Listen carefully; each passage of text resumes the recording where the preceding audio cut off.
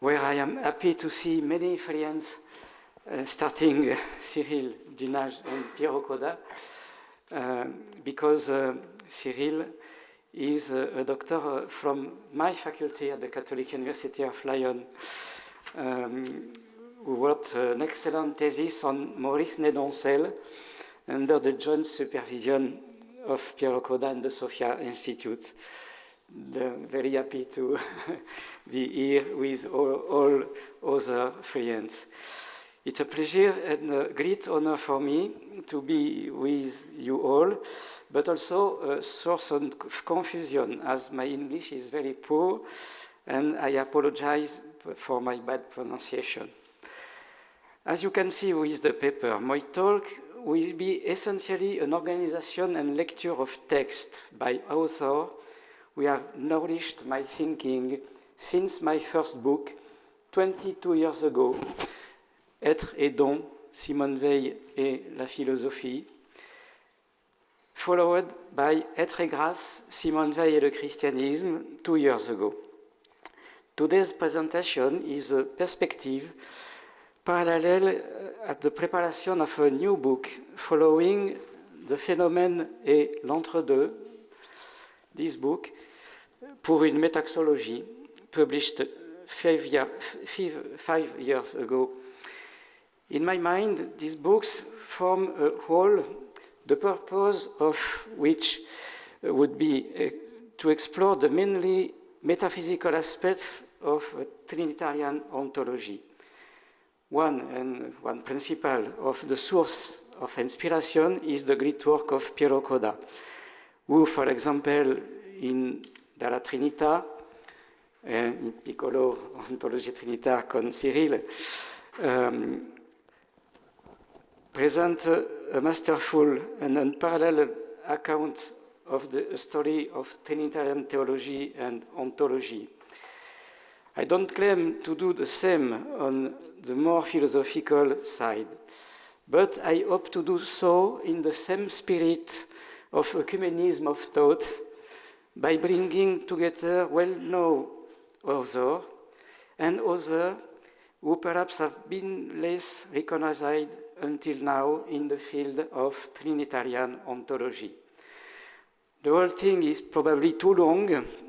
I won't be able to read it all, but if I have to skip a few passages, you can go back over all these texts at your leisure.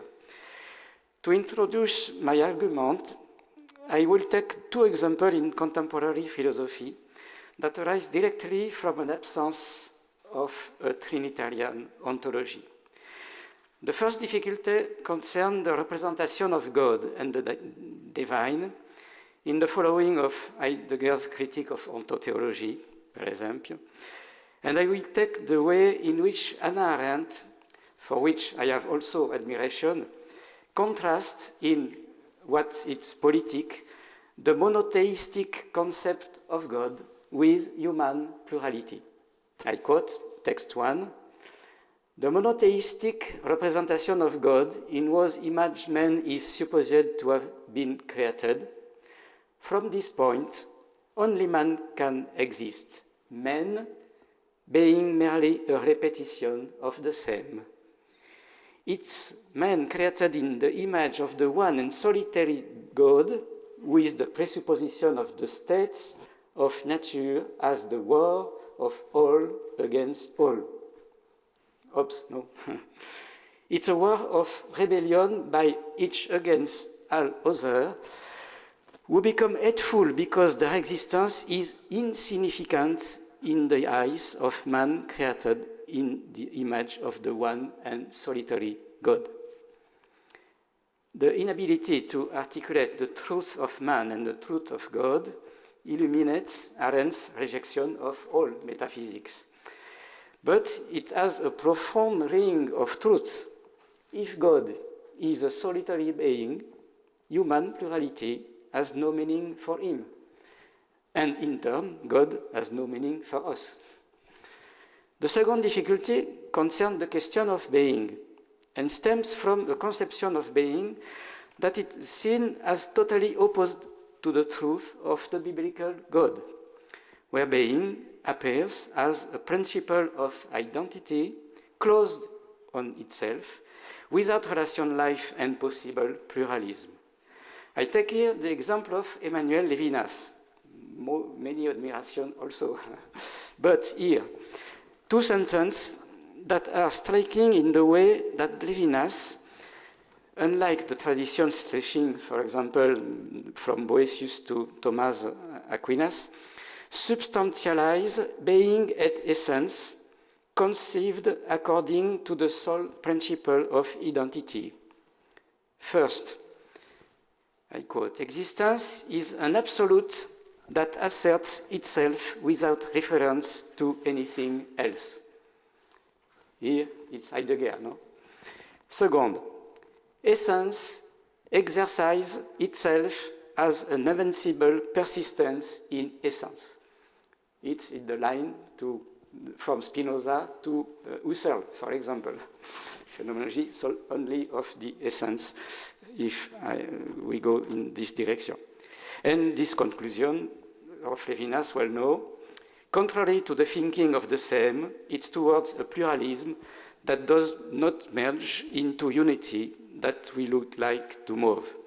And, if we dare, break with Parmenides. From there, we will need to show how this vision was extended by Michel Henry, who opposed the truth of the world and the truth of Christ, or by Jean-Luc Marion, who wanted to conceive a God without being. The paradox then, as with my friend Emmanuel Falk today in French, is for me to develop profound Christological philosophy, but without metaphysics of creation and cosmology, which led to the erasure of God, the creator of the being, and therefore of the Father, and without a philosophy of action and history, hence the risk of absence of pneumatology, and therefore of the Holy Spirit. It's my hypothesis, my French debate, actually, in France, no? On the one hand, therefore, inherent, God can only oppose the relational nature of man, and the other hand, with Levinas and others, we have a conception of being without any relational structure. The urgency of understanding both created being and the very being of God in a relational way coincided for me with the lecture of many authors who perceived in the structure of being a first revelation of the divine love in creation, according to the expression of Simone Weil.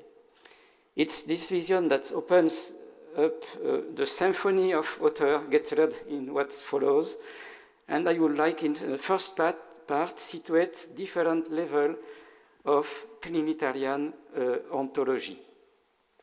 First, on the ontological level of created being, let us start from what Balthasar, in this Theologique, calls the scholastic axiom, present in particular in the prologue to the commentary on the sentence of St. Thomas, who articulates the Trinity and the nature of creature. Text 3, the temporal origin of creatures is derived from the eternal origin of the person. The exitus of the person in the unity of essence is the cause of the exitus of creatures in the difference of essence.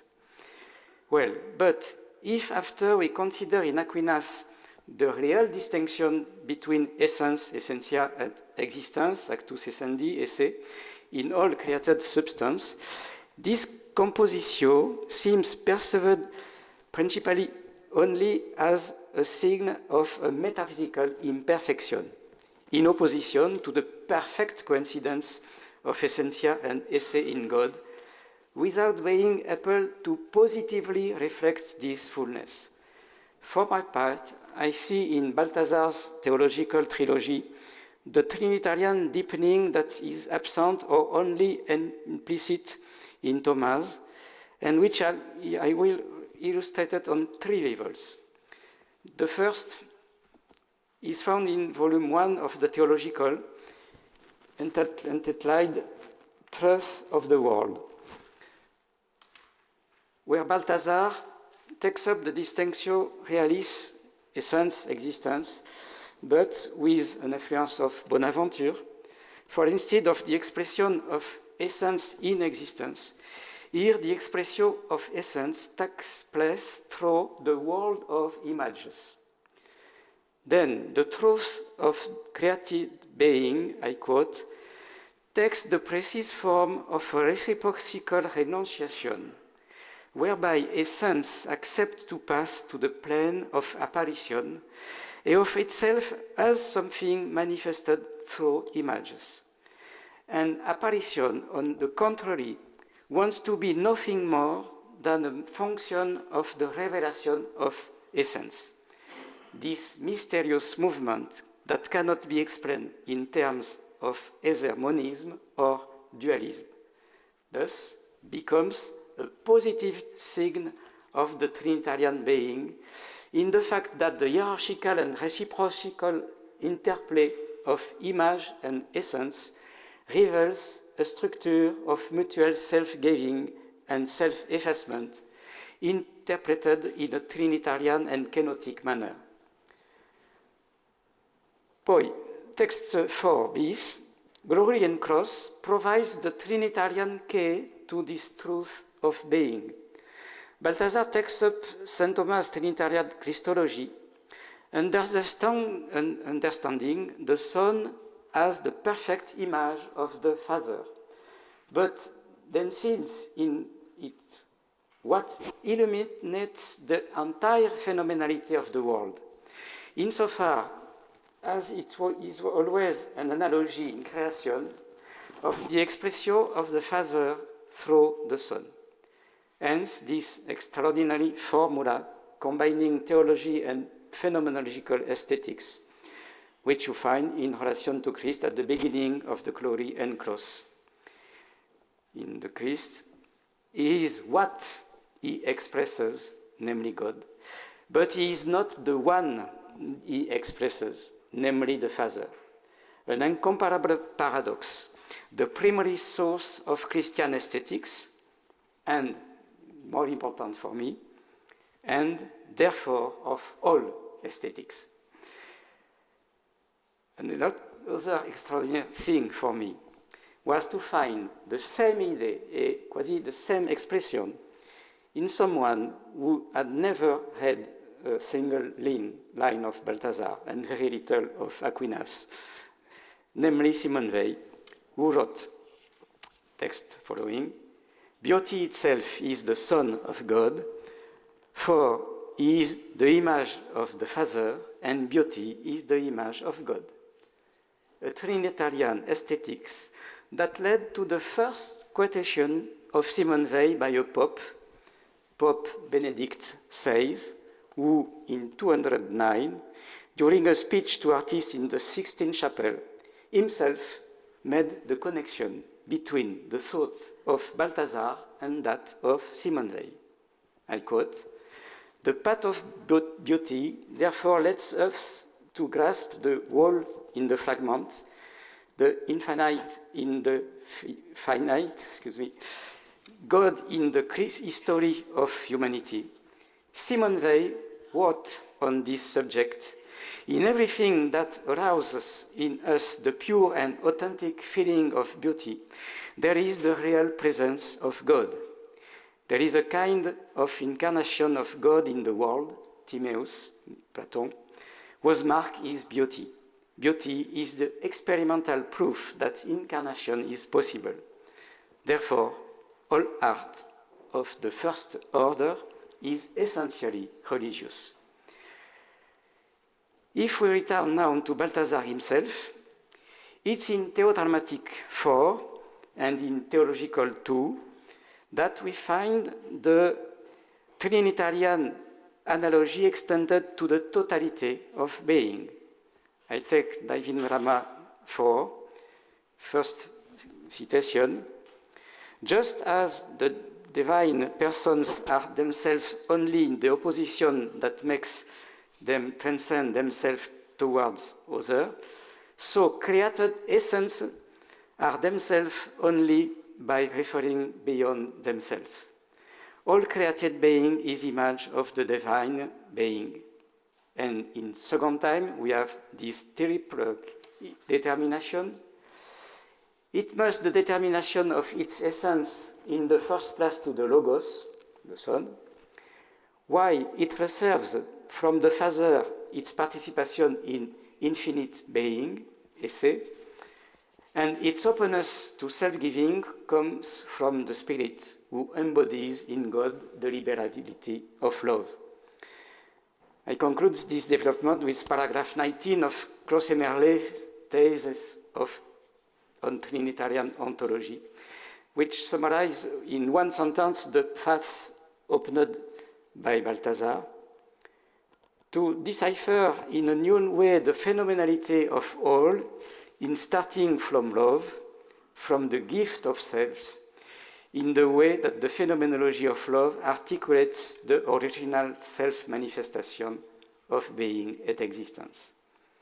And now, let us now move on the two anthropological level of analogies relating to the being and acting of the human person. I will leave aside here the Augustinian source of this analogy, and I would like to refer here to three authors closer to us who have meditated on the mystery of the person by broadening the Trinitarian analogies that this suggests. First, an author demented today, Gabriel Marcel, who was the first in French philosophy before Levinas to place otherness and intersubjectivity at the heart of subjectivity. Thus, in this passage from the mystery of being, we are here. Concrete and complete self-awareness cannot be self-centered. It must be other-centered. It's in fact through other that we can understand ourselves. Metaphysics towards which we are to orient ourselves. It's not enough to say that it's a metaphysic of beings. It's a metaphysic of we are opposed to a metaphysic of I think. And I had this formula in the Metaphysical Journal, react strongly against the classic idea of the eminent value of autarkia, of self-sufficiency. Perfection is not that which is self-sufficient. The important here is that the person is not longer identified with the individual or individuation sense of the word, but is thought with a relational truth, and this is what we find after in one Simone Weil, but explicitly developed in a Christological and Trinitarian case by distinguishing between the person reduced to the individual and the relational person. For example, what in man is the very image of God, text 7, is something in us that is attached to the fact of being a person, as individual in this sense. But which is not that fact itself. It's the faculty of renunciation to the person, identifying the individual closed. It's obedience. It's therefore true in the sense that God must be conceived as impersonal, in the sense that he is the divine model of a person who transcends himself by renouncing himself. The divine absolute model of this renunciation within us, which is obedience, is the creative and ordering principle of the universe, the fullness of being. To which I added this formula: the unity of the person is transcendent to the person as in the Trinity. And I conclude this vision of Simone Weil by the assertion, which is a prior, that the purpose of this renunciation of self-sufficiency is the total gift of oneself in the image of Christ. I quote, "Father, in the name of Christ, grant me this. May this body move or remain still, an uninterrupted conformity with your will. May this hearing, this sight, this taste, this smell, this touch receive the perfectly exact imprint of your creation. May all this be transformed into the substance of Christ and given to it, to the unfortunate whose body and souls lack all kinds of nourishment. Let us now take the example of Edith Stein, a very good parallel with the precedent communication, where the analogy also unfolds on the level of being and acting, but first returning beyond Augustine to the bold intuition of Saint Irenaeus, that the body itself can be part of what in man is image of God. Hence this passage in finite being and eternal being, text 8, information of the body, information of the soul, unfolding of spiritual life. The triple dynamic form of the soul must be considered as a Trinitarian unity, but what is informed, body, soul, spirit, must be considered in the same way. In the soul, as original element that informs itself as an animated body and spirit, that we see the image of the Father. In the body, as expression of the clearly defined essence, we see the image of the eternal Word, and in spiritual life, the image of the Divine Spirit. If we now consider the level of action, the analogy depends based on the definition of the divine person. Text 8 bis. The unique being of God is both given and received, and in this consists eternal life, an eternal reception of oneself, and an ever-renewed gift of oneself. Other citation. The spirit in that which possesses an interiority, and remains in itself while coming out of itself. The Absolute Spirit gives itself entirely without loathing itself.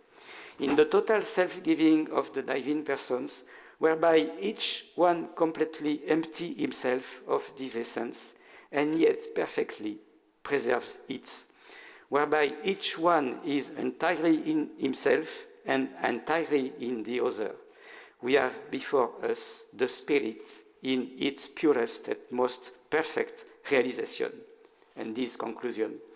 What comes closest to pure love, which is God, is the self-giving or finite persons to God, a formula that may have inspired Gaudium et Spes in paragraph 24, man, the only creature willed for its one sake, which can only find itself through the gift of itself. A formula perhaps by the mediation of Karol Wojtyła at the Council Vatican II, you know. I conclude this stage with this dual Trinitarian line. Being is relationship, and the highest relationship is the gift of self.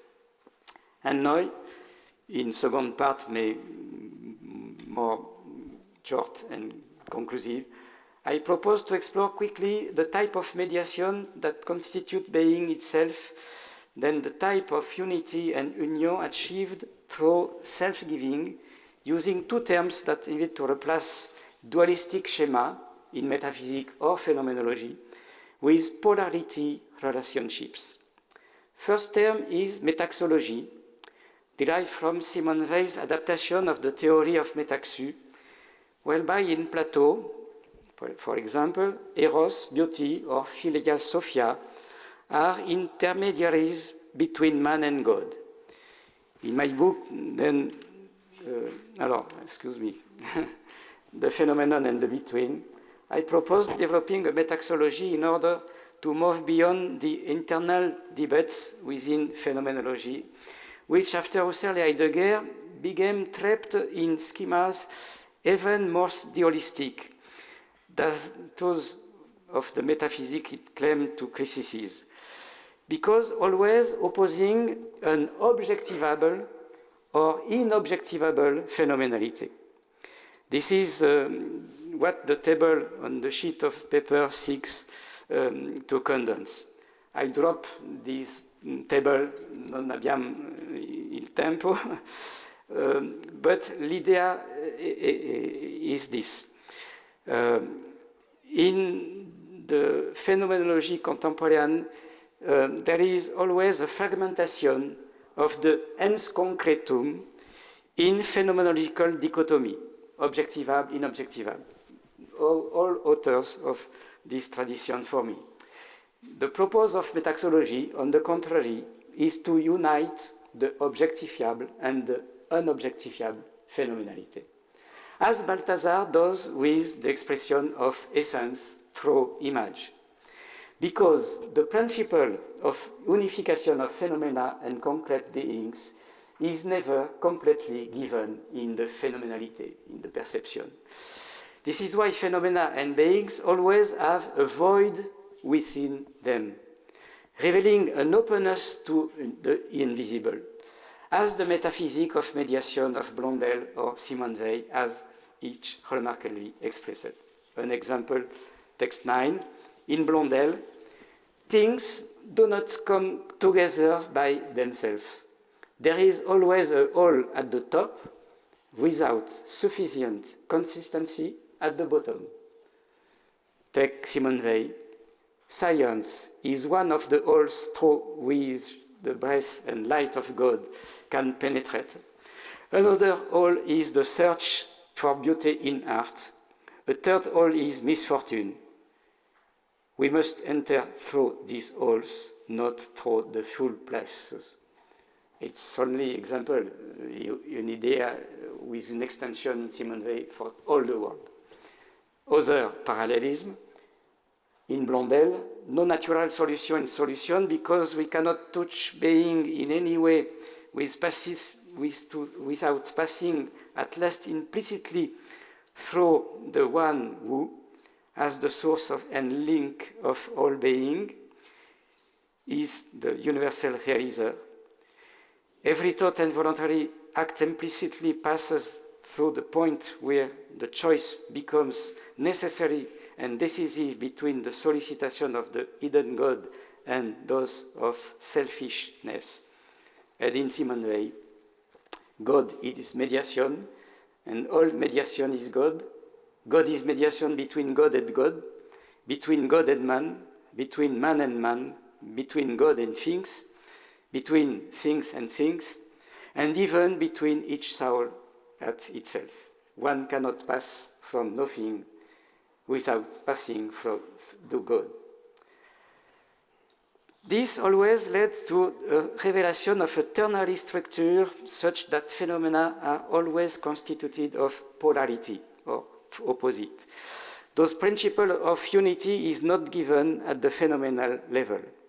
And we are then on the path to an epistemology where love for both what we achieve and what we cannot grasp must polarize the movement of reason. An example in Simone Weil, text 10, when two incompatible realities or truths impose themselves on human intelligence, make them the two arms of a pincer, an instrument for indirectly entering into contact with the realm of transcendent truth, inaccessible to our intelligence. The correlation of opposites are like a ladder. Each one raises us to the higher plane where the relationship that united opposites resides. A relationship that transforms contradiction into correlation, and as a result, the soul is drawn upwards. Then, at the principal parallel of polarity defined by Romano Guardini, text 11, I call polarity these particular relationships in which two determinations are mutually exclusive, while being connected and even presupposing each other. Neither pure exclusion nor sameness. It's a particular type of relationship formed of both relative exclusion and relative inclusion. In this perspective, it is necessary to put an act different of intuition or concept, overlooking the duality concept and intuition, which can only be directly expressed, text 11 bis, in a concrete figure, in action, in a symbol, in the personal being. In this perspective, action has a leap toward a reality deeper than what we know, thus, as a metaphysical dimension, as Blondel saw it, text 11 ter. If we perceive in the phenomenon and the relative, we act in the real and the absolute. Metaphysics is in action. And the same idea is in Simone Weil. Faith in philosophy as in religions, believed,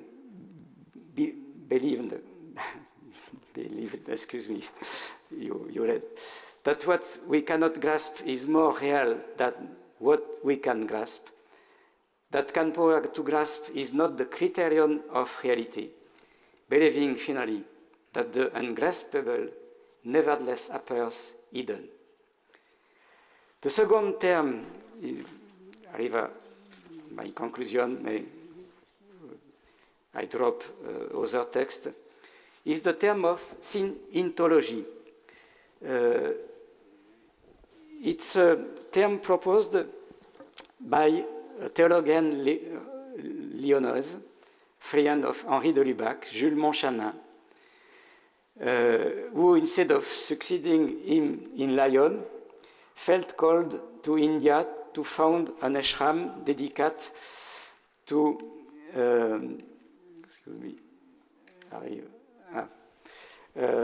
dialogue with Hinduism. Montchanin is little known, but a major thesis was devoted to him by Father Yann Vagneux, who himself left for India years ago. The inspiration of Montchanin, in a part, is from Gabriel Marcel, and the word of co-essay, a term proposed by Marcel's metaphysics of intersubjectivity. You have a text of Marcel, I drop. I go to text of Montchanin, 12 bis. God is supra-personnel as his super-being. The mystical experience is therefore neither participation in the impersonal one, nor strictly speaking in the divine person, but in the divine persons in their movement towards one another in the circumcision. Its requirement of substantial ecstasy.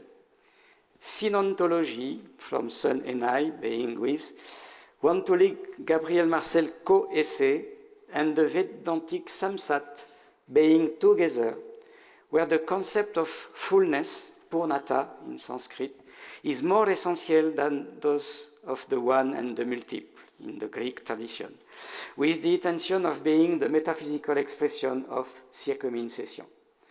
Text 12 ter, very expressive is, for example, the hypothesis of appropriating the Vedanta formula, Sat being, Sit thought, Ananda bliss, to the three persons of the Father, the Son, and the Spirit, with the mantra Home condensing the unit Trinity. Home is a single sound composed of three elements, capable of expressing in audible symbol the mystery of a single essence in three hypostases. The same intuition in Simone Weil, but I have no time. And in this synthetic perspective, the Christian mysticism is a mysticism of the one and triune God through Christ, combining, say Montchanin, three dimensions, from the most external to the most internal, the mysticism of Christ, the mysticism of the three persons, and the mysticism of unity of circumcision. These mysticisms concentrate themselves in circumcision. This insight echo those found in Simone Weil's work. For example, this formula in text 13, God alone is himself and other. To say that he is three and one is to say that he is two, and one of the unity of union, and yet honor another of a deeper unity. And I present, per finish, an example of the Christian Platonism of Simone Weil, when she articulates Plato's concept of perfection in the Gospel of John. Text 13, in Timaeus, the perfect mediation in Plato is that as long as there are only two, it's impossible that the link be beautiful without a third, which produces between them in the middle the link that leads them to union. A link constituted by a geometric proportion such that when of three numbers, the middle one is to the left as the first is to the middle one, and reciprocally, the left to the middle one as the middle of the first, then the middle one becomes first and last. On the other hand, the last and the first become middle ones. Thus, it's necessary that all come to be identical. And being mutually identified, they will be one. No taxis trinitarian, evident here.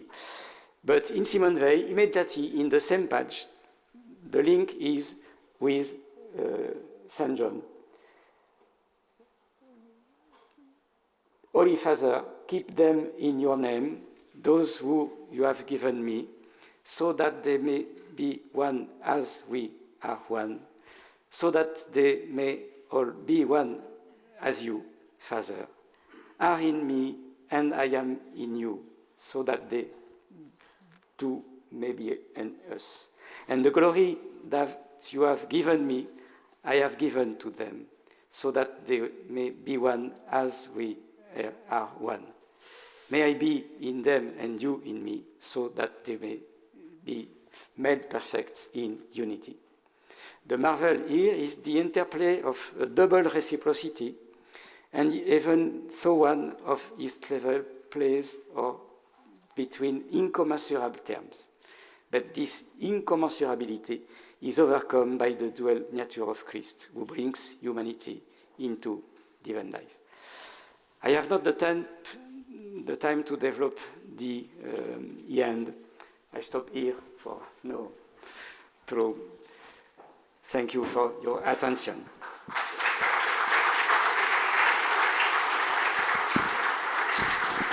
So, thank you very much.